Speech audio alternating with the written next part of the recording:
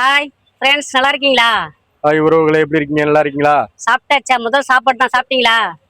என்ன பண்றீங்க? நாங்க தான் வெயில்ல சரியாந்திர வெயில்ல நிக்கிறோம். ஆமாங்க, ஒரு வாரத்துக்கு பிறகு இன்னைக்கு தான் கடைக்கு வந்தோம். வந்து பார்த்தா ஒரே வெயிங்க, தாங்க முடியலைங்க. நாங்களும் எவ்வளவோ ஜில்லுன்னு சாப்பிட்டு பார்த்துட்டு ரொம்ப இதா இருக்குங்க. படுதா வேற மேல பாருங்களேன், அது படுதா உள்ள நிக்க முடியல, ரொம்ப புழுக்கமா இருக்கு. நாங்க மத்தியானம் சாப்பிடவே இல்லை. நீங்க சாப்பிட்டீங்களா? சாப்பிடல, ரொம்ப வெயிலா இருக்கு, முடியல. ரோட்ல நின்னா இந்த பக்கம் வெயிலா இருக்கு, இந்த பக்கம் வெய்யா இருக்கு, அந்த பக்கம் முடியலைங்க, தாங்க முடியல. ஐயோ, இந்த சூரிய பகவான் என் கண்ணுல கிடைச்சாரு, அவ்வளவுதான் பாத்துங்க. என்ன பண்ணுவீங்க? இல்லைங்க, அவ்வளவு டென்ஷனா இருக்குங்க வெய்ய.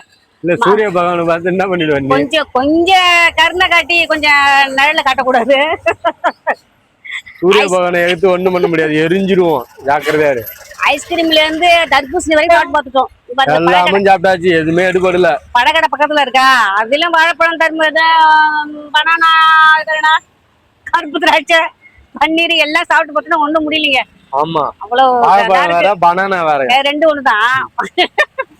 சரி சரி, சொல்லுங்க. எல்லாம் சாப்பிட்டு பார்த்தோம்னா ஒண்ணும் முடியலைங்க. தண்ணி, பச்சை தண்ணி குடிச்சிட்டே இருக்காங்க தோறுது. அவ்வளவு ஜில்லுன்னு ஐஸ் தண்ணி வாங்கி குடிச்சிட்டே இருக்கும், முடியல. அவ்வளவு வெயிலா இருக்கு, தாங்க முடியலைங்க.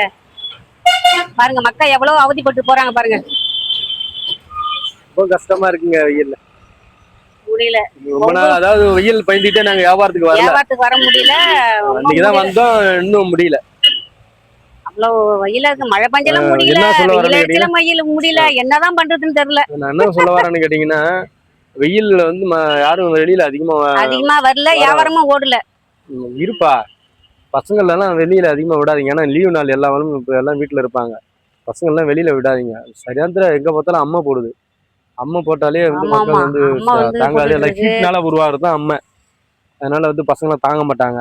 நம்ம பெரியவங்களும் பிரச்சனை கிடையாது, சின்ன பசங்களாலும் தாங்க மாட்டாங்க. பசங்கள்லாம் கொஞ்சம் கவனமா வீட்டுக்குள்ளேயே வைங்க, வெளியில அனுப்பாதீங்க.